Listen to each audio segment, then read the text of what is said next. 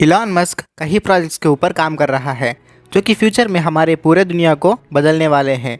तो वो प्रोजेक्ट्स क्या हैं और फ्यूचर में क्या बदलाव लाने वाले हैं, ऐसी इन्फॉर्मेशन मैं आपके साथ इस वीडियो में शेयर करने वाला हूँ। Let's start. Number 1, Starlink. दोस्तों, आज के दिन में सिचुएशन ऐसा हो गया कि हम खाना खाए बिना तो रह सकते हैं, लेकिन इंटरनेट के बिना रहना तो सोच भी नहीं सकते। तो अभी इस टाइम में वायर्स के द्वारा इंटरनेट को पूरे दुनिया इस्तेमाल कर रही है। लाखों करोड़ों रुपए खर्च करके समुद्रों में से केबल्स को डाल के उन केबल्स के थ्रू अलग अलग देश इंटरनेट को इस्तेमाल कर रहे हैं। लेकिन इसमें एक प्रॉब्लम है। केबल्स के द्वारा एक देश को इंटरनेट देने के बाद उस पर्टिकुलर देश के कोने कोने तक, यानी कि हर एक प्लेस तक उन केबल्स को डालना मुश्किल हो जाती है और बहुत ही महंगी पड़ जाती है। तो खर्च को कम करने के लिए सिटीज़ और टाउन्स को छोड़ के बाकी उन एरियाज़ जो कि बहुत ही दूर और रिमोट होते हैं, जैसे कि गाँव, पहाड़, उनको नेग्लेक्ट किया जाता है, जिसके चलते उन एरियाज़ के लोगों को इंटरनेट की एक्सेस नहीं मिलती है, और अगर मिलती भी है तो अच्छी सिग्नल नहीं होती है। तो इस प्रॉब्लम को ओवरकम करने के लिए इलॉन मस्क स्टारलिंक को स्टार्ट किया था।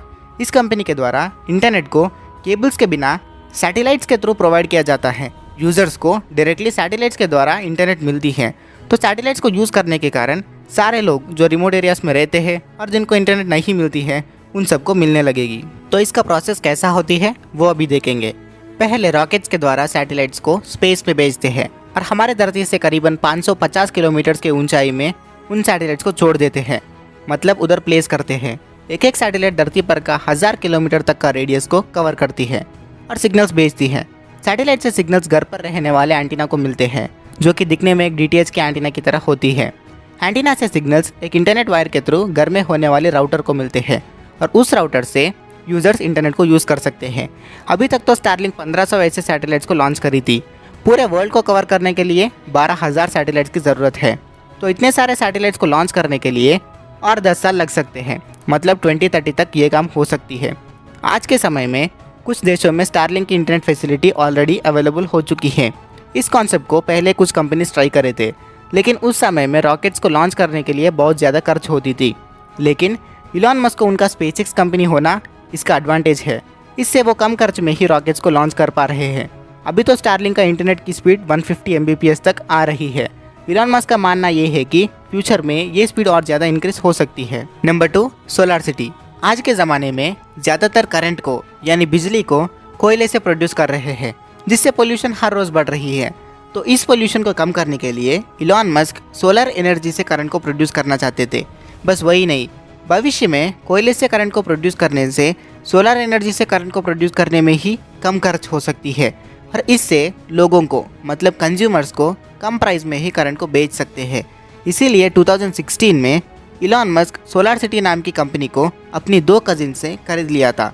एक्चुअल में उन दोनों को इस कंपनी की स्टार्ट करने की आइडिया इलॉन मस्क ने ही दिया था, लेकिन कंपनी स्टार्ट होने के बाद बहुत ज़्यादा लॉसेस होने की वजह इलॉन मस्क उस कंपनी को खरीदा था। सोलर सिटी मेनली 2 कॉन्सेप्ट्स के ऊपर काम करती है। Number 1, solar leasing.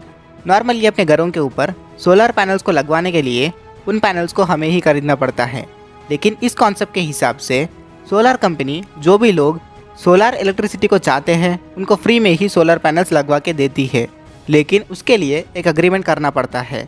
वो अग्रीमेंट के हिसाब से सोलर कंपनी ओनर के घर के ऊपर फ्री में सोलर पैनल्स को लगवा के देती है, लेकिन जो भी करंट उस सोलर पैनल से आती है उसके लिए ओनर को पे करना पड़ता है। मतलब सोलर पैनल्स को नहीं बल्कि करंट को यहाँ खरीदना पड़ता है।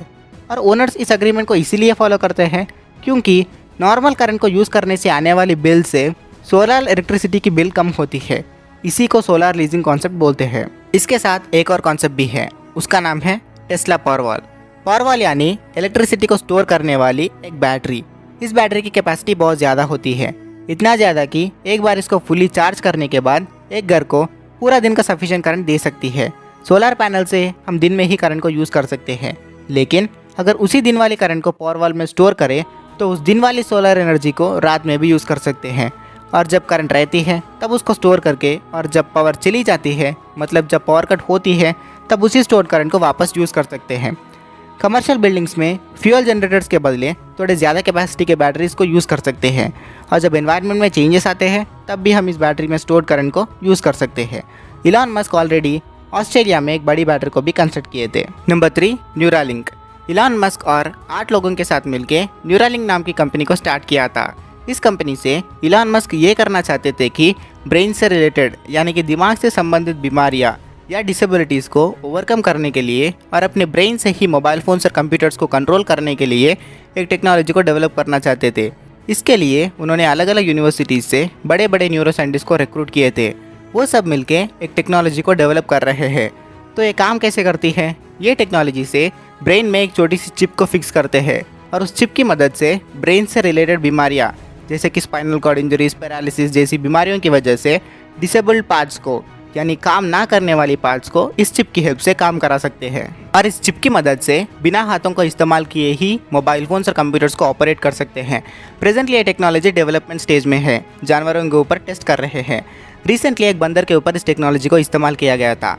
स्क्रीन पर दिखने वाली बंदर के सर में 2 चिप्स को फिक्स किया गया है और जब भी ये बंदर गेम को करेक्टली खेलती है तब सामने वाली एक पाइप के थ्रू इसके मुंह में खाना डाली जाती है। स्टार्टिंग में जॉयस्टिक से गेम को कैसे खेलना है ये बंदर को ट्रेनिंग दिया गया था। उसके बाद जॉयस्टिक को कनेक्ट किए बिना ही गेम को ऑन किया गया था और अब बंदर उसके दिमाग से ही उस गेम को खेलने लगा है। तो इसका मतलब ये है कि जब भी बंदर उस गेम को खेलने की सोच लिया था यानी इमेजिन किया था तब वो गेम ऑटोमेटिकली प्ले होने लगा। इस टेक्नोलॉजी को अच्छे से डेवलप करने में और भी कुछ साल लग सकते हैं। Number 4, the boring company. जब भी हम रोड के ऊपर गाड़ी में चलते हैं तो ट्रैफिक की समस्या बहुत ज़्यादा होती है और ट्रैफिक में वेट करना किसको अच्छा लगता है और इससे हमारी कीमती समय बहुत ज़्यादा वेस्ट हो जाती है। ट्रैफिक प्रॉब्लम को सॉल्व करने के लिए इलॉन मस्क एक कॉन्सेप्ट को सोचा था और वो कॉन्सेप्ट ये है कि टनल्स के द्वारा गाड़ियों को ट्रांसपोर्ट करना। तो इस कॉन्सेप्ट से सिटीज़ में कुछ अंडरग्राउंड टनल्स को कंस्ट्रक्ट करते हैं और वो टनल्स सिटीज़ के कुछ रोड्स को कनेक्टेड होते हैं और रोड्स पे चलने वाली व्हीकल्स को अंडरग्राउंड में ले जाने वाले कुछ लिफ्टिंग मशीन्स होते हैं। व्हीकल्स को चला के जब उन लिफ्टिंग मशीन्स के ऊपर पार्क करते हैं तब वो मशीन्स व्हीकल्स को अंडरग्राउंड वाले टनल में शिफ्ट करते हैं और उधर से एक मशीन व्हीकल को अपने डेस्टिनेशन को भेजती है और फिर से एक मशीन व्हीकल को वापस रोड के ऊपर भेजती है। ऑलरेडी इसका टेस्टिंग भी खत्म हुआ है। एक डेस्टिनेशन को सेट करके नॉर्मली एक कार को रोड के ऊपर स्टार्ट किया है और टनल के थ्रू एक और कार को स्टार्ट किया है और ये टेस्ट किया कि कौन सी कार सबसे फास्ट जाती है। नॉर्मल जो कार रोड पे चल रही थी वो कार डेस्टिनेशन को पहुंचने में 4 मिनट्स 44 सेकंड्स लगे थे, लेकिन जो टनल में स्टार्ट करी हुई कार उसी सेम डेस्टिनेशन को पहुंचने में सिर्फ 1 मिनट 36 सेकंड्स ही लगे थे। टनल को कंस्ट्रक्ट करने के लिए नॉर्मली बहुत ज़्यादा खर्च होती है, लेकिन इलॉन मस्क कम खर्च में ही टनल्स को कंस्ट्रक्ट कर पा रहे हैं। फ्यूचर के बारे में सोचने से ही आज इलॉन मस्क एक सक्सेसफुल पर्सन बन चुका है और हम भी आशा करते हैं कि ये सारे प्लान्स जल्द से जल्द सक्सेसफुल भी हो जाए। इन सारे प्लान्स में आपको कौन सा प्लान बहुत ज़्यादा इंटरेस्टिंग और अच्छा लगा कमेंट बॉक्स में ज़रूर बता देना। फ्रेंड्स, अगर इस वीडियो से कुछ सीखने मिला तो इस वीडियो को लाइक करना और ऐसे ही इन्फॉर्मेटिव वीडियोज़ के लिए चैनल को सब्सक्राइब भी कर देना। फिर मिलेंगे एक और नए वीडियो के साथ, तब तक के लिए धन्यवाद।